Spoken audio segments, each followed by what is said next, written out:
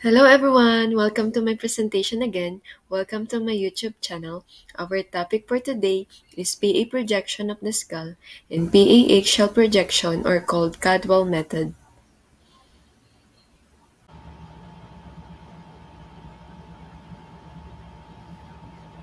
PA projection represents 0-degree central ray angulation. PA axial projection, or Caldwell method, represent with caudal central ray angulation of 15 degrees. Note, the position of body is important in radiography of the skull. Uncomfortable body position resulting in rotation or other motion is responsible for majority of repeat examinations. The radiographers, engrossed in adjusting the patient's head, may forget that the head is attached to a body. If the body is not correctly adjusted, it places so great a strain on muscles that they cannot support the position. This is especially true when recumbent positions are used for skull radiography. Some guidelines to elevate, train, and facilitate accurate positioning are provided. Patient positioning.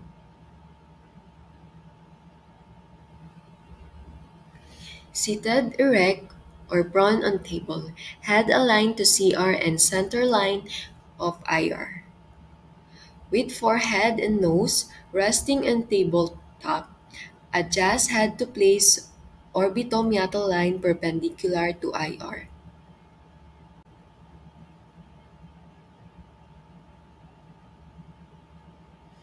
No rotation or tilt, mid-sagittal plane perpendicular to IR. Center IR to projected CR. If the patient is recumbent, support the chin on radiolucent sponge if needed. If the patient is obese or hypersthenic, a small radiolucent sponge may need to be placed under or in front of the forehead. Align the mid-sagittal plane perpendicular to the IR. This is accomplished by adjusting the lateral margins of the orbits, or external acoustic meatus, equidistant from the tabletop. Immobilize the patient head and center the IR to the nasion.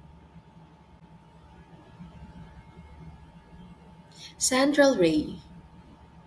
For PA skull 0-degree angulation, CR perpendicular to IR, centered to exit at glabella.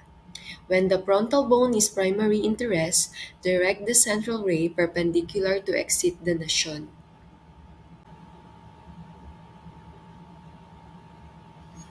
For Caldwell method, or PA axial projection, CR 15 degrees cowed to orbital meatal line, center to exit at nasion, 25 degrees to 30 degrees best demonstrate orbital margins.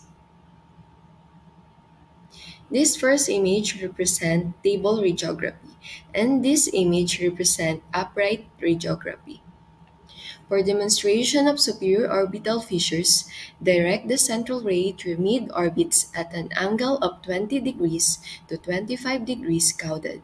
For demonstration of rotundum foramina, direct the central ray to nasion at an angle of 25 to 30 degrees cowed.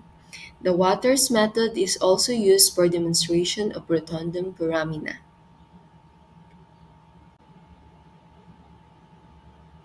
This image represents the lateral decubitus position of stretcher and bedside examination.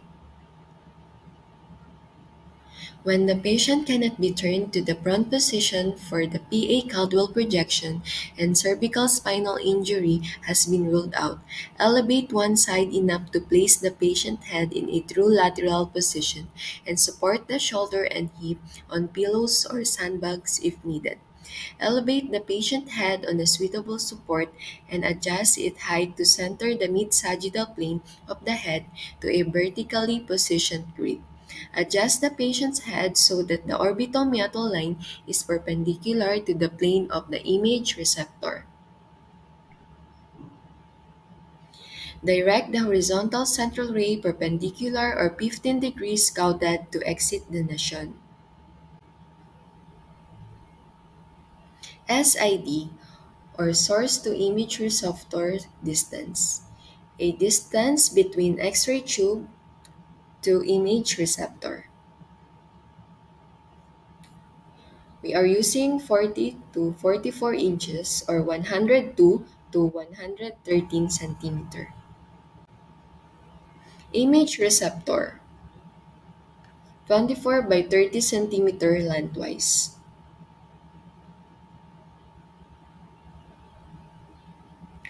Collimation, on four sides to skull margins.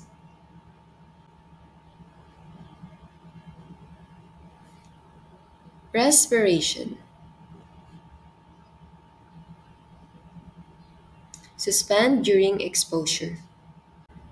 This image represents the PA projection with a perpendicular central ray. The orbits are filled by margins of vitreous pyramids. Other structures demonstrate include posterior ethmoidal air cells, crista galli, frontal bone, and frontal sinuses. The dorsum cellae is seen as a curved line extending between the orbits, just above the ethmoidal air cells. Okay, this is the frontal sinuses. This is the dorsum cellae. This is the superior orbital margins. This is the vitreous ridge. This is the ethmoidal sinus. This is the ethmoidal sinus. And this is the inferior orbital margins. And this is the crista galli.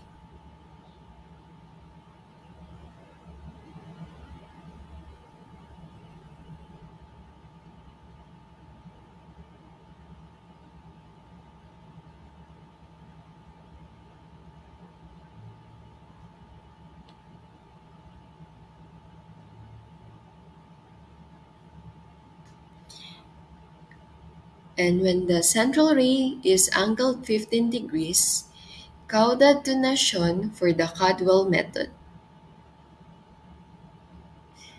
Many of the same structures that appear in the direct PA projections are seen. The vitreous ridge, however, are projected into lower third of the orbits. The Caldwell method also demonstrates the anterior ethmoidal air cells.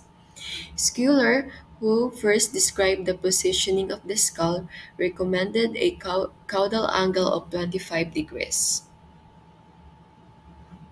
This is the frontal sinus.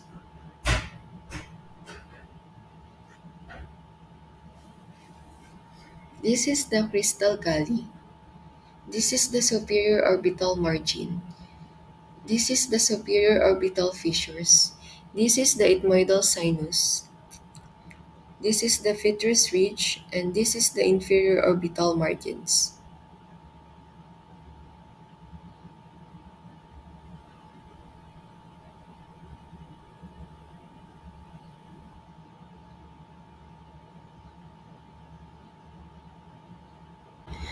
Okay, that's all for today. I hope you gained some knowledge in this video.